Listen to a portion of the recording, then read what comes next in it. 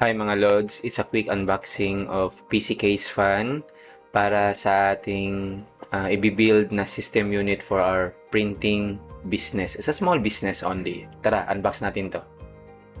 So if you're new in my channel, please don't forget to like, share, and subscribe para sa mga ganitong unboxing or quick unboxing ng mga product na gusto nyong malaman. Thank you so much! So if you want to buy this kind of product, maglalagay ako ng link sa baba para diretso na kayo doon sa store kung saan ko to binili mga lots.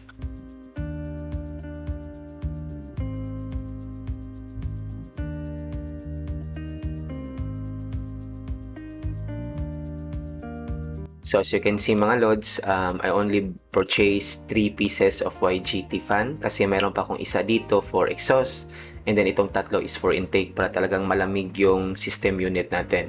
Yung YGT na brand pala is matagal ko na itong nakita sa YouTube, matagal ko na rin itong tinatry na ma-purchase kasi nga maraming good reviews dito. Meron ding mga hindi okay, pero so far maganda naman yung feedback.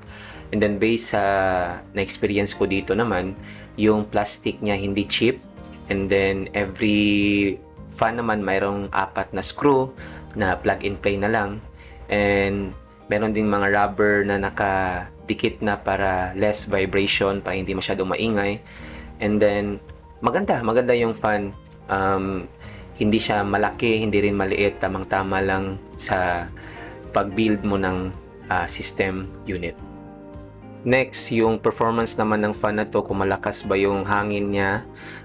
To be honest, hindi siya masyadong malakas, hindi rin masyadong mahina. Nandun lang talaga siya sa middle na kaya niyang palamigin yung system unit natin, kaya niyang ipasok yung malamig, at kaya din niyang ilabas yung mainit na hangin. So, okay lang po to. So, based naman dun sa presyo, okay lang din sa performance niya.